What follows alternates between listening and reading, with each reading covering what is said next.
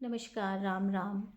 कैसे हैं आप सभी लोग? उम्मीद करती हूँ बढ़िया होंगे। मेरी एक सब्सक्राइबर ने कहा कि आप दीदी एक ऐसे विषय पर वीडियो बनाइए जो वर्किंग वुमेन पर बेस्ड हो, जिसमें आप हमें ये बताइए कि एक वर्किंग वुमेन घर और बाहर दोनों में कैसे तालमेल बिठाए और उसे कैसे दोनों चीज़ों को बैलेंस करना चाहिए। तो मैंने कहा ठीक है। तो मैं आज आपके सामने इसी विषय पर अपनी बात रख रही हूँ कि एक वर्किंग वुमेन किस तरीके से दोनों जगहों पर बैलेंसिंग के साथ में अपना काम कर सकती है। और ये निश्चित रूप से ये मेरा अपना एक्सपीरियंस है। हो सकता है आप में से बहुत सारे लोग मेरे इस एक्सपीरियंस से को फॉलो ना करें या उन्हें ठीक ना लगता हो, तो ये आपकी अपनी चॉइसेस है। तो सबसे पहले तो आप ये मान करके चलिए, जो भी जितनी भी वर्किंग लेडीज़ होती हैं जो घर के बाहर निकलती हैं और अपने पैरों पर खड़ी हैं, कुछ ना कुछ काम करती हैं, तो सबसे पहली बात तो ये है कि चॉइस वॉज योर्स। ये निर्णय करना, ये जो डिसीजन था, ये चुनाव आपका था कि जब आपके मन में ये चीज़ आई कि मुझे अपने पैरों पर खड़े होना है और मुझे आगे बढ़ना है और मुझे कुछ करना है। हमें किसी ने ज़बरदस्ती नहीं कहा कि नहीं तुम्हें तो कमाना ही है। हाँ, कुछ अपवाद हो सकते हैं, लेकिन सामान्यतः ऐसा होता नहीं है कि महिलाओं के ऊपर इतना प्रेशर हो कि नहीं कि या एक मेल की तरह उनके ऊपर इतना प्रेशर हो कि हमें अपनी घर गृहस्थी चलानी है।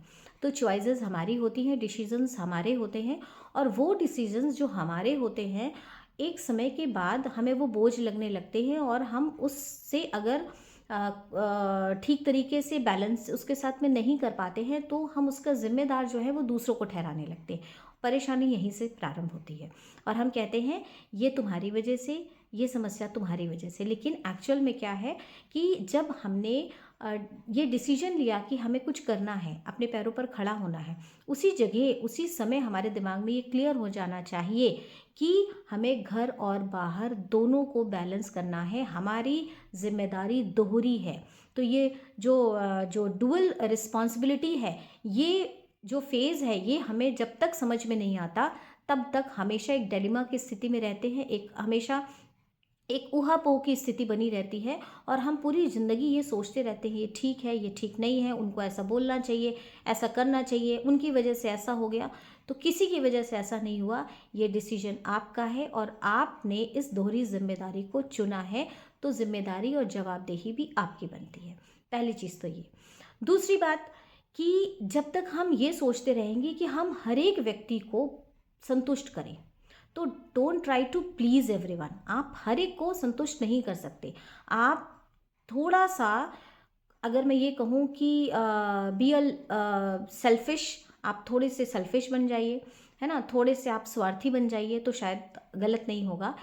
जब तक आपके दिमाग में ये बात रहेगी कि आपसे हर एक व्यक्ति संतुष्ट हो, भाई मैं तो सुपर वुमन बन के निकलूँगी और हर एक व्यक्ति मेरी तारीफ़ करने वाला होना चाहिए कि मुझे खाना भी बहुत अच्छा बनाना आता है, मैं पढ़ाती भी बहुत अच्छा हूँ और मेरा घर बहुत वेल सेटल्ड जो है डेकोरेटेड भी रहता है, और मुझे कहीं जाना होता है तो मैं जल्दी से तैयार होकर के चली भी जाती हूँ। मैं बच्चों का भी ध्यान रख लेती हूँ एंड ईच एंड एवरीथिंग, मतलब यू कैन डू।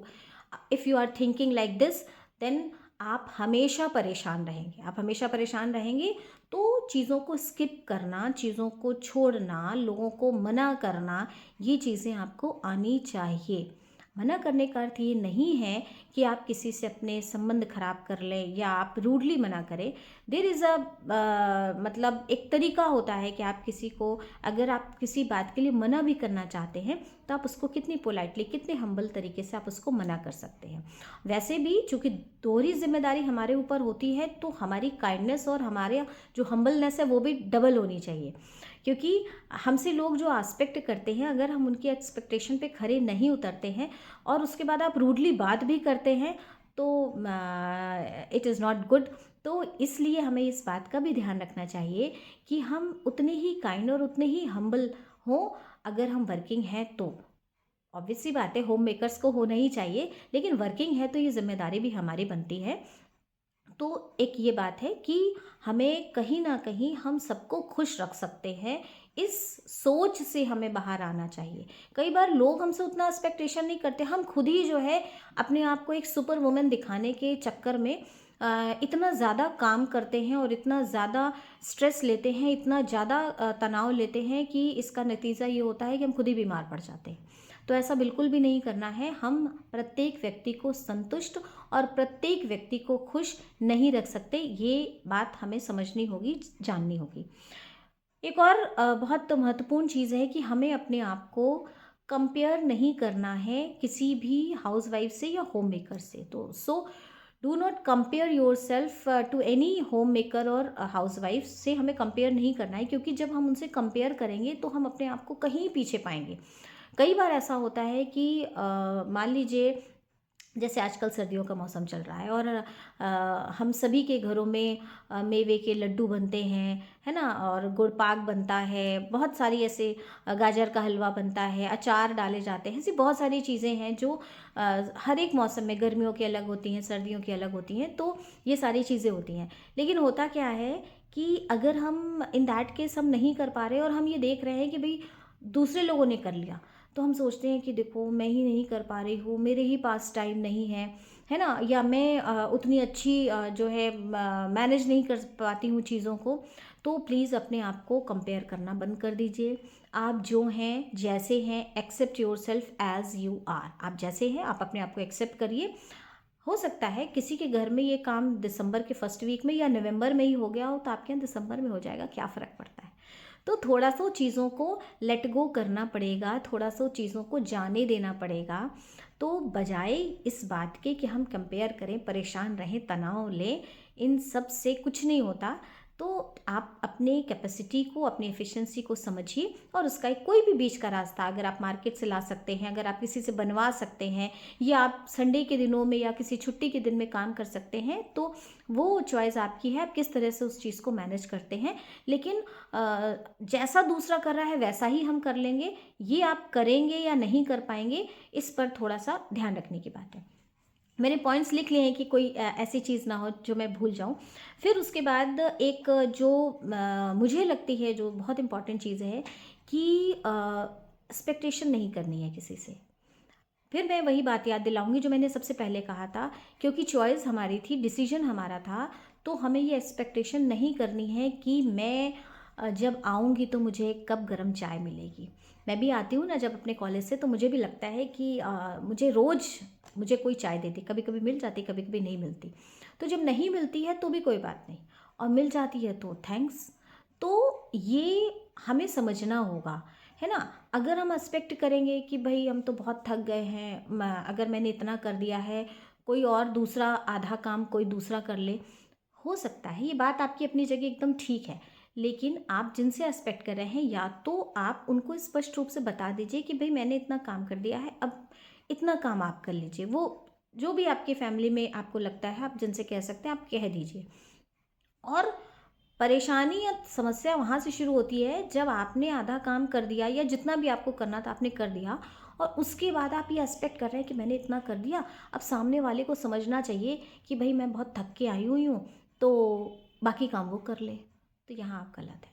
आपको एक्सपेक्ट नहीं करना है, या तो आपको उससे डायरेक्टली कह देना है, और या फिर अपने को ही उस नेक्स्ट जो काम है आपका उसके लिए आपको तैयार रहना है। और अगर आप एक्सपेक्ट करेंगे तो आप रोज़ परेशान रहेंगे, रोज़ दुखी रहेंगे, क्योंकि आप जितना ज़्यादा एक्सपेक्टेशन करते चले जाएंगे, अपेक्षाएं करते चले जाएंगे, आपके रिश्ते उतने ही खराब होते चले जाएंगे। तो एक्सपेक्टेशन हमें किसी से नहीं करनी है। फिर एक और बात आती है, बी अ लिटिल सेल्फिश। जी हाँ, थोड़े से तो आपको अपने लिए स्वार्थी बनना पड़ेगा, शायद मैंने ये बात पहले भी कही है। थोड़ी सी स्वार्थी बनना पड़ेगा। अपने डिसीजंस, अपने कुछ सिद्धांत, अपने कुछ नियम आपको बनाने होंगे। अगर आपको ऐसा लगता है कि आप अपने वर्किंग प्लेस से आने के बाद अगर आपको हाफ एन आवर अपने लिए रेस्ट करने के लिए चाहिए, तो इसको एक रूल बनाइए, इसको एक नियम में बनाइए। मैंने ऐसी बहुत सारी लेडीज़ को देखा है कि वो बस आती हैं, आने के बाद उनको लगता है अरे मेरा बहुत सारा काम छूटा है, बस उन्होंने चप्पलें उतारी और उसके बाद सीधे वो किचन में चली गई। तो ये तरीका नहीं है, क्योंकि आप अगर इस तरह से काम करेंगी तो ना सिर्फ आप थकेंगी, बल्कि आपके अंदर एक अजीब सा फ्रस्ट्रेशन डेवलप होगा, एक गुस्सा होगा, है ना। आप दूसरी चीज़, आप अपने हेल्थ से भी खिलवाड़ करेंगी। तो ये बहुत ज़रूरी है कि हमको ऐसा नहीं करना है, हमको अपने कुछ नियम बनाने हैं, अपने कुछ रूल्स बनाने हैं। हो सकता है आपके उन रूल्स से कोई एक दो बार नाराज़ हो, लेकिन जब वो ये देख लेगा कि आपका ये एक तरीका है काम करने का कि आपको अपने लिए कुछ स्पेस चाहिए, कुछ टाइम चाहिए, और आफ्टर दैट टाइम मतलब आप फ्री हो जाते हो, उसके बाद आप अपने घर के काम को, अपना जो भी हाउस होल्ड वर्क है आपका, वो आप करने लगते हो, अपने बच्चों को देखना या जो कुछ भी आपके घर में है। तो ये मान करके चलिए, आप इसको सेल्फिश कह लीजिए, आप इसको अपने रूल्स कह लीजिए, नियम बना लीजिए, सिद्धांत कर लीजिए, जो आपको मर्जी है वो करिए। लेकिन ये बहुत ज़रूरी बात है कि हमको कुछ सिद्धांत अपने लिए बनाने होंगे। जब तक हम लोगों के अनुसार चलेंगे तब तक हम संतुष्ट ना हम होंगे, ना हम उनको तो कभी कर ही नहीं सकते। तो यहाँ पर आपको अपने लिए थोड़ा सा सेल्फिश होना पड़ेगा। और लास्ट सबसे इम्पॉर्टेंट बात, जब हम ये सारा कुछ मैनेज कर रहे होते हैं तो एक चीज़ होती है वो जो हमारी छूटती है, वो है हमारा हेल्थ, हमारी स्वास्थ्य। आपको मैं बता दूं कि मैं ऐसी पर्सनली बहुत सारी लेडीज़ को जानती हूँ जो वर्किंग नहीं भी हैं। वर्किंग है तो कोई बात ही नहीं, वर्किंग नहीं भी हैं, लेकिन उसके बाद भी वो अपना ब्रेकफास्ट करते हैं 12 बजे, दोपहर में 1 बजे। और जब उनसे पूछो कि भाई ऐसा क्यों, इतना लेट क्यों, तो वो कहते हैं कि घर के कामों में लेट हो जाता है। तो ये आप मान कर के चलिए, अगर आप ऐसा अपने हेल्थ के साथ कर रहे हैं तो इसका जो भुगतान होगा ना, इसके जो रिवर्स में हमें मिलेगा वो भी हमें खुद ही झेलना है। तो जब आप बीमार पड़ जाएंगे तो भी आप एक्सपेक्ट मत करिएगा कि आपको कोई जो है आपको दवा देगा या आपको कोई पानी देगा या आपको कोई बहुत केयर करेगा। तो जब आपको ये सारी चीज़ें पता है तो आपको सबसे पहले मैं कहती हूँ, कोई ध्यान देने वाला हो भी तो भी क्या ज़रूरी है कि हम किसी पर डिपेंड हों। तो इसलिए ये बहुत ज़रूरी है कि सबसे पहले इन सब चीज़ों को देखते हुए हमें अपनी हेल्थ को देखना है। और केवल मैं यहाँ पर हेल्थ कह रही हूँ तो केवल फिजिकल हेल्थ की बात नहीं कह रही हूँ, मैं मेंटल हेल्थ की बात भी कह रही हूँ। और आज हम बात फिजिकल हेल्थ की तो बहुत करते हैं, मेंटल हेल्थ की नहीं करते हैं। तो अगर हम अपने मन को मार रहे हैं, मान लीजिए हमारी छोटी सी कोई हमारी हॉबी है, म्यूज़िक सुनना हॉबी है, या आपको डांस करना अच्छा लगता है, या आपको कविताएं लिखना अच्छा लगता है, कुछ देर आपको अपनी फ्रेंड से बातें करना अच्छा लगता है, anything if you want to do, then ज़रूर आपको उसके लिए समय निकालना चाहिए और वो काम आपको करने चाहिए। क्योंकि जब आप कंटिन्यू अपने घर और बाहर दोनों की लाइफ को संभालते हो तो आपको अपने मेंटल हेल्थ के ऊपर भी काम करना चाहिए। क्योंकि जब आप अपनी हॉबी का कुछ काम करते हो तो आपको वापस एनर्जाइज कर देता है, वापस आपको प्रिपेयर कर देता है एक नेक्स्ट इनिंग के लिए, एक दोबारा पारी खेलने के लिए आपको तैयार कर देता है। तो अपने हेल्थ के लिए, फिजिकल हेल्थ और मेंटल हेल्थ दोनों पर आपको काम कंटिन्यू करना चाहिए। अगर आपको ये लगता है कि सुबह उठ करके आपको अपने लिए कुछ प्रिपेयर करना है तो वो आप करिए। आप बिल्कुल ये मत सोचिए कि आपको, अगर आप बड़ी फैमिली में रहते हैं, आप बहुत सारे लोग हैं आपके साथ, तो आप ये मत सोचिए कि लोग क्या सोचेंगे, क्या कहेंगे। भाई आपका शरीर है, आपका स्वास्थ्य है, आप हो तो सारी चीज़ें हैं। तो अपने आप पर ध्यान दीजिए। क्योंकि मैंने ये बहुत देखा है, बहुत पढ़े लिखे लोग जो होते हैं वो भी अपने हेल्थ को इग्नोर किए रहते हैं। वो समय पे खा नहीं रहे हैं, अपने लिए टिफ़िन नहीं बना रहे हैं, या बना रहे हैं तो जो भी जल्दी बन गया, जो मिल गया खा लिया।